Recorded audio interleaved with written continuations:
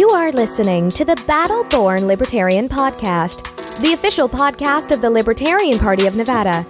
Here's your host, Tyas. Hi, everybody. Thank you for tuning into the Battle Born Libertarian Podcast. Yes, this is the official podcast of the Libertarian Party of Nevada. So if you are in this state, please get involved with our party. And if you are outside of the state, well, you get to listen to what is happening in one of the freest states in the country. And with that being said, sitting across from me is really the authority on, the guy I turn to when it comes to anything political, and that is Alex. Thank you so much for being here, Alex. Thanks for having me, as always, Tyas. It's a pleasure to be here. You're the best. So we're every podcast we seem to be doing a different technological approach. This time we're doing something called round tripping. So we're not in the same room today, which means the video might be different, the audio might be different. Bear with us, guys. We're working to find the best solution, not only to make the quality of the podcast's audio and content great, but to make it regular and consistent as possible. And this is one of the ways we're working on that. So today, I think we should probably follow up on last week's podcast where we were talking about the government being shut down. And I guess there's good news for some and bad news for others in finding out that, that's over. It's the government is now back up and running. So if you are an anarchist like myself, not that great. If you are a minarchist, totally cool. I think, at least from my perspective, and I'll throw it over to you, Alex, in a second, but from my perspective, I think the big lesson of this was the government shut down and we still kept our roads. So there's a big surprise. And nothing really seemed to change. I think one of the other things that was interesting was they said that there's 80,000 jobs that were put on, what do they call it, furlough? Something like that? Yeah. Put on hold. And there's, the 800,000 non-essential jobs, to which I think, why do we have 800,000 jobs that are non-essential that could be turned off at a moment's notice? But apparently everything's back up to normal again. What was your takeaways from the big government shutdown? Well, I know a lot of libertarians like to celebrate, but because of the way they do funding after the fact, my takeaway is that we just basically gave an extra few days of vacation to these already 15-20% overpaid government officials. So, in my mind, when the government shuts down, we're getting less money or less bang for our buck, And so for me, I don't want the government to shut down. I just want it to be less people overall. That's a good point. I do. Yeah, I kind of agree with your point, though, about, we have all these people that are deemed not essential when there's no money, and in reality, we have no money now. We're borrowing. One of the reasons that the government shut down, didn't actually shut down, but nearly shut down last year, was because of the whole debt ceiling. We're spending money we don't have on things we don't need, really.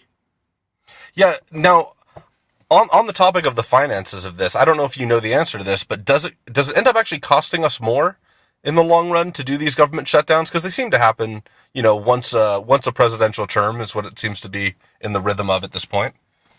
Well, I don't know for sure. I suspect it costs us the same amount, but we get less work done because instead of them going to work, we basically, although we don't pay them while they're sitting at home, Congress usually passes a bill that retroactively pays them. It definitely does that for the military. So we've got non-essential military personnel sitting at home, and then we pay them anyway. And so it's really? Yeah. So efficiency-wise, it's way worse then. Because if they're going to get paid regardless, so let's say you took off 6 months of work, obviously it wasn't 6 months, but just for the sake of extremists, if we took off 6 months of work and then got paid retroactively for those 6 months, we're still having to play catch up. So it's super wasteful in that regard. Exactly. And, they always try to hit you where they think it'll hurt, national parks, NASA, things like that, they know that the public generally is favorable to. And so, and I guess it's a good bully tactic, right? If the city government wants to raise taxes, they don't close the roads. They close parks and they close recreation centers and senior centers and things that people enjoy, right? They shut down the circus. No more games. No more gladiatorial fights until the taxes have been raised. And so in this way, you kind of get the public on the take. Now, that's not to say I'm anti-park, obviously, but in my mind, they use that. They use police, fire, and children often also to be bartering chips for increased taxes, even if that's not where the money ends up going. Obviously, we all know how the margins tax worked out for Nevada businesses, where they're paying 2% on gross revenues. There's a reason that Smith's grocery stores aren't open 24 hours anymore. It's because is that the reason why? Afford it. Well, okay, that I don't know that that's the reason why, but I do know that that they cut costs by doing that, and so there's people who lost jobs or had reduced hours as a result, and one of the reasons is, I believe, because of this margins tax that was passed. Because grocery stores have a 0.5% profit margin usually. So a 2% revenue means they're losing money unless they raise prices.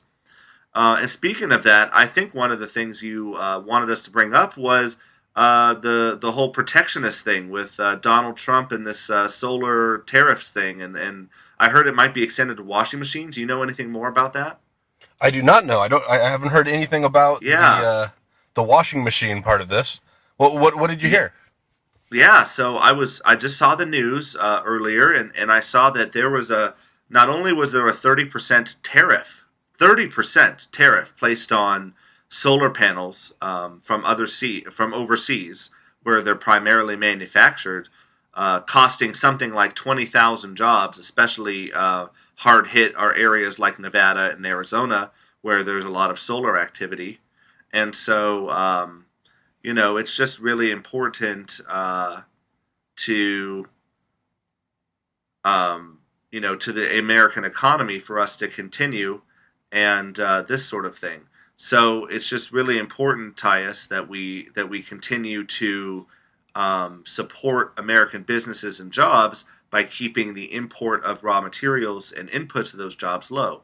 So apparently this has now been extended from solar panels to washing machines too. So LG announced that they would be increasing the price of their washing machines and dryers by $50 a piece.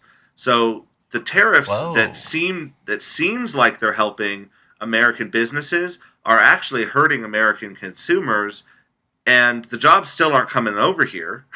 They're not going to move their billion-dollar factory to the United States because of a tariff. They're just going to charge American consumers more. And that doesn't help American manufacturers, as was pointed out, because a lot of these tariffs are on inputs to building washing machines, period. So, not just the final product, but all the little bits and pieces and electronics and chips and, the barrels and this sort of thing and the semiconductors and all of this sort of thing. A lot of that is made overseas and then shipped to the United States for final assembly. Now there's a tariff on that. And so some financial analysts today were actually predicting that it's possible that these sorts of tariffs will erase entirely the so-called Trump tax cut, where American families are going to get a few $100 to $1,000 back on their taxes this year. They might see that disappear with all of these tariffs that will increase the cost of things that they need. I mean, and we can agree that in today's world, washing machines are pretty, those aren't just a luxury item anymore. That's an essential part of life for middle class America. Yeah, well, you don't see anybody washing their clothes in a bucket anymore, and strangely, I don't see laundromats really around anymore because washing machines have become really cost effective. But if that's changing, things will go up in price. On the tax cuts. Have you seen these companies that are giving their employees extra money based off of these tax cuts? Have you noticed? I think Walmart ended up giving their employees money. I've heard that Amazon has done it as well. And I know there was a lot of people that were deeply concerned that this was just going to be a thing where the rich were going to get richer. And it's another example of, people are as good as their own ethics. And a lot of these companies have I shouldn't say magnanimous. They've got very generous leadership that go, you know what, we've got an opportunity, or we're going to be saving some money, and they passed it on to their people, which I think is really, really impressive. It is, but I take a little bit of less magnanimous view.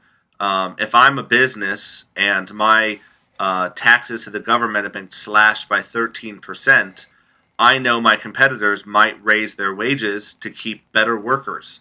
And in a cutthroat environment where you're always looking for a good worker, like these companies are, they don't want to lose out. Apple doesn't want to lose good employees to Microsoft, right? So they're going to increase wages and match the rest of the market to keep good people working for their company. So, so the ultimate result is better wages for people, and I think that that's a very great thing. But also, I believe that a lot of it has more to do with the labor market competition for good workers. Because, again, there are I don't want to say limited, but there is a limited supply of good, qualified workers for these jobs. And they don't want to lose, especially banks, things like that. I know people that will switch banking on the basis of a single customer service incident. And so it's really important for people who are in a service-based industry like banking to have the very best people working for them. Personally, I bank with USAA because I think that of all the banks I've ever dealt with, that they have the very best customer service. Not perfect, but the very best.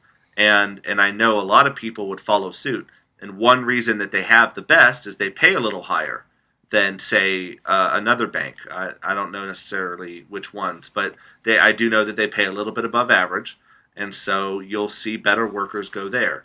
Amazon does the same thing, right? In fact, I think in the past we've talked about the whole bring your dog to work and this sort of thing, where they want you to not only enjoy your wage, but they want you to enjoy your work all day too. Sure. Yeah. I mean, I know I'd work harder if I had a smoothie machine. You bring up a really, really good point, and I sometimes worry that people are going to look at this podcast and be like, man, this podcast is all about economics. To which I say, you're kind of right, because when it comes down to everything we talk about, it is dollars and cents, and that is what the government is being run off of. That's what these companies are being run off of. So having a strong foundation in economics is so important. And I looked at it and I was like, I was saying the word magnanimous, like these people are just trying to do the right thing. But oftentimes the right thing is motivated not only by the ethics behind it, but off of the bottom line. And the free market system has shown over and over again to be one of the most ethical ways you can raise people up. So I think it was a really fantastic point. Let's dive into some regulation stuff, because I wanted to talk about regulations. I was looking, I'll tell you what actually started this whole thing. So I've got this really, really cool scale at my house. Besides weighing me, it tells me my body fat percentage and like lean muscle mass and all kinds of cool stuff. And I think yesterday or the day before, I got a message on my scale, or when you update an app on your phone, how it tells you what the update does. Well, one of the things my scale does is it can tell me the health of my arteries, and it does that. What? It's a pretty cool thing. They call it pulse wave velocity. So it can tell how stiff my arteries are by how fast blood moves through my veins. How the scale figures this out, I don't know. But anyways, this is like why one of the reasons I bought the scale. It was super advanced, really cool. It can tweet my weight if I wanted that kind of nightmare in my life. And so they sent this update out that basically says, after routine review, we now believe that this feature may require different levels of regulatory approval.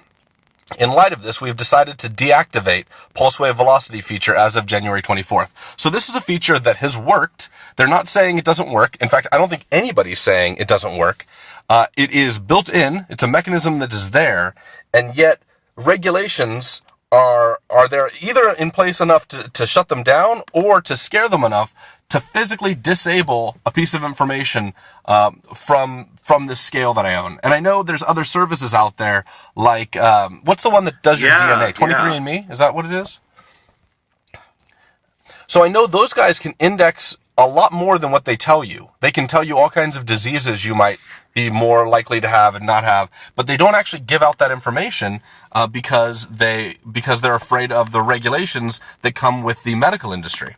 So anyways, based off of that, I was like, I need to talk a little bit about regulations and some of the reasons why regulations are not really all they're cracked up to be. So I wrote out a list of some arguments against regulations. Now, if you're not familiar with regulations, basically the motivation behind this is, hey, people should not be able to govern themselves because we can't trust people to govern themselves. So we're going to put little laws in place, little rules in place to protect people. So that's what you'd see with like the Food and Drug Administration. That's what they do, is they put these little rules in place. So one of the big concerns with this is it's a secret tax. This is a tax on top of anything that's regulated that you're paying for. You're paying for these agencies, you're paying for the processes and the loopholes and all the things that these companies have to jump through in order to abide by the regulations that these governments put in place, which means you're being taxed. I mean, I guess you could say it's tax, or you could say it's a price increase, whatever you want to call it. This ultimately makes things much more expensive. And to give like a idea of the economics of that, of how big that tax can be, a study done by the Journal of Economic Growth said that these regulations slow the U.S.'s economic growth by about 2% per year. So if you went back to like, it's a lot. If you went back to 1949, the regulations we had then, if we currently had those same regulations in effect, our GDP would be $38.8 trillion higher than what it is right now. That's the economic impact that regulations have on our economy. So it's a pretty massive thing there, right? On top of that, regulations, basically people go, well, we need these things in place to protect everybody, but really the only thing that it protects is large companies, because large companies have the bankroll to be able to afford it. And oftentimes you'll see these large companies rallying for regulations in their own industry. Let's say like the auto industry. When Tesla was coming out, these car manufacturers were rallying against it, not really rallying against Tesla, but rallying against all these different regulations for their cars. Oh, we want certain levels of energy efficiency. Why would Toyota pay money to have higher regulations for energy efficiency? The reason why is because other companies can't start up and compete with them, because they're big enough to be able to work within the regulations, but other companies just can't do it. So it really protects only the largest companies, which limits competition, and ultimately, super, super bad thing. Let's see. My next point on this is, obviously, this limits freedom. It limits freedom to create and to innovate, as illustrated by my scale, of course, that I'm coming back to because I'm super pissed that it doesn't work anymore. Additionally, regulations are super redundant. The free market is already self-regulating. As you were saying with jobs just a moment ago, people will adjust what they do for their employees based off of what the market demands. If people want more efficient vehicles, they'll buy more efficient vehicles. If people don't want them, they won't buy them. So these things are self-regulating. If medicine doesn't work, people won't buy it. Are you familiar with the homeopathy thing? It's really sad, actually.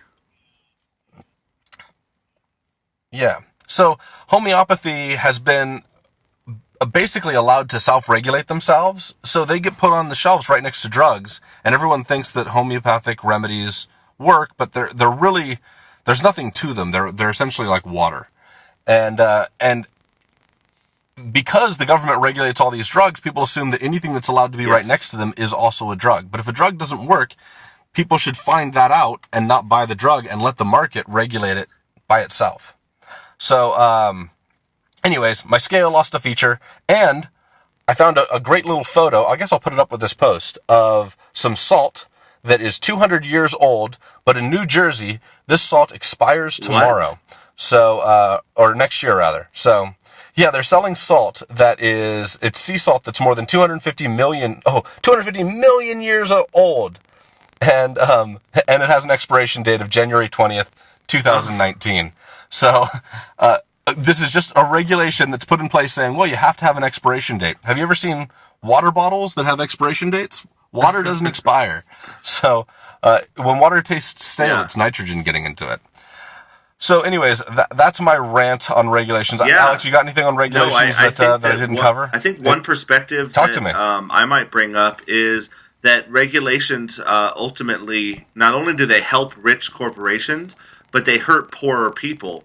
One way is it creates protectionism in the markets here at home. Just like tariffs hurt domestic competitors from becoming better and better makers and builders and more efficient makers and builders, you have things here, right here at home in Las Vegas. Clark County, Nevada has banned Airbnb from operating inside of its borders. The only exception, I believe, is City of Las Vegas. Basically, what they've done is they've said you have to have rentals that are at least 30 days or longer. And that's okay, but you can't do less than 30 days. And so for that, that doesn't make all of Airbnb illegal, because you can get longer renters there. Basically what it means is that that people who are looking to make a few extra bucks off their home, but maybe not have someone here all the time. Maybe you're going to be gone for a few weeks and you'd like to rent out your rooms or something for a few days. Instead of making some money on that, you have to leave it empty because Clark County knows better than you. And it was really sad. I was reading the argument for this on the Clark County website, and I guess they passed this regulation back in 1998, and I'm sure that it had to do with people competing in private homes with how exorbitant the hotels and fees were. But what's really sad is that this hurts the poor, and the reason it does is because poor and middle-class families just getting into a home might need to rent out an additional bedroom. And if you can't find long-term renters, short-term renters are just as good, right? In fact, you can even make that a little bit more profitable, depending upon how close you are to things tourists want to go to. So instead of helping middle-class families with a tough financial time being able to rent out their homes, Clark County has said, no, you can't do that because we can't trust consumers to know what they're getting into. If you rent for Airbnb, it's just like Uber in that you basically have a system of rating each other. So if you have a bed-bug-infested, nasty house that nobody wants to stay in, you get rated really poorly and they boot you off the service. On the other hand, if you have a clean, nice environment that people like to use and they like to rent in and they like to you were really close to the airport or something else that they wanted, they can rate you very highly, and then that'll make you more that'll make you more appealing to future customers. So their only real argument to this was, well, you don't have to follow the same regulations as the hotel, so it's not fair. And to that I say, then deregulate those items for the hotels also. Because I know that people wouldn't want to stay at Mandalay Bay if they thought there was a grungy bathroom or it was infested with bed bugs, and it doesn't take a government regulation to enforce that. They have their own enlightened self-interest, keeping them having daily maid service and this sort of thing. And I just think it's ridiculous to say that private homeowners who want to rent out a bedroom to a few people visiting the Strip don't have that right. If you can't rent out bedrooms in your own home, something that humans have been doing for almost 4,000 years, then you really have less rights than people in ancient Mesopotamia had, and that's just sad. Isn't that sad though? Yeah. Yeah, I have some friends that their full-time income is they drive Uber, and they were just telling me that now it's required for every single Uber driver to get their own business license. When, if you wanted to take your friend across town and that friend wanted to give you $20 to give you the ride, then, for you to give them that ride, why should you have to have a business license for that? Like, it's not a big deal. All it is the government taking a little hit off the top that is unnecessary. And they're looking at this going, well, maybe it's good for us because we can afford to go out there and get that. But there's a lot of other people that are poorer, it's really the really poor that can't afford to go out there and get these business licenses and jump through these hoops and pay these regulatory fees. And it's criminal that the government charges businesses for opening. And that's what a business license is. It has nothing to do with regulations even. There's not even a pretense of what this has anything to do with, other than the government deciding who can open a business and who can't.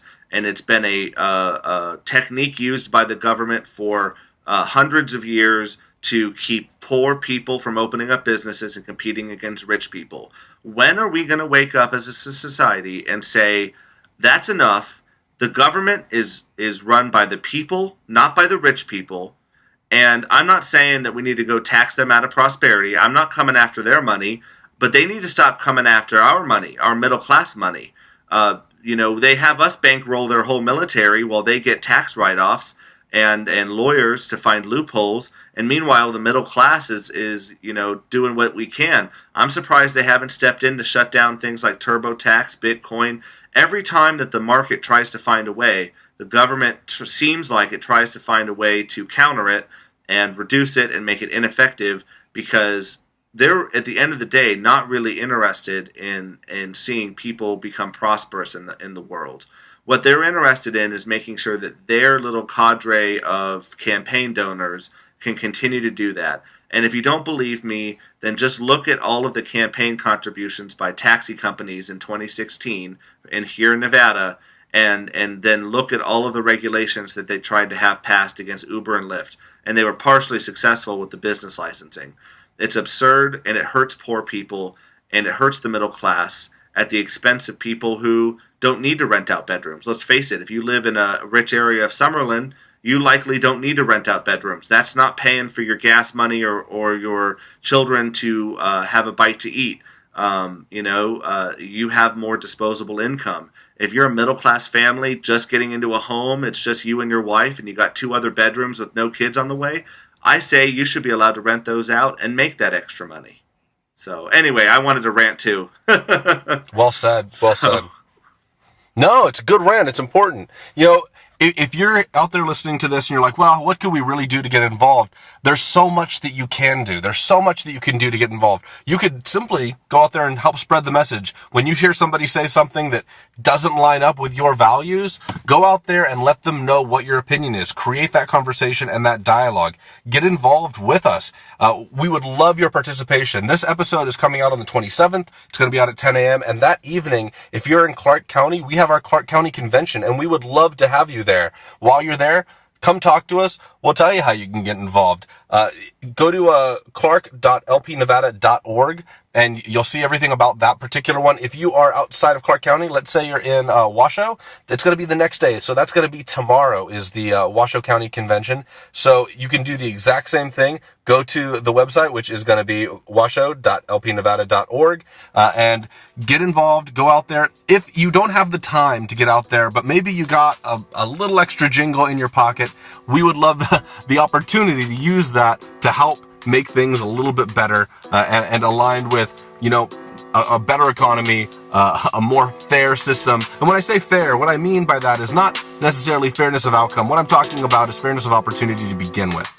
So please get out there, get involved. Until next time, make it all about freedom.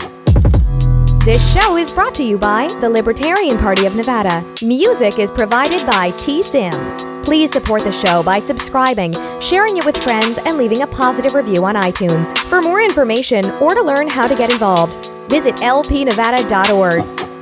Thank you for listening.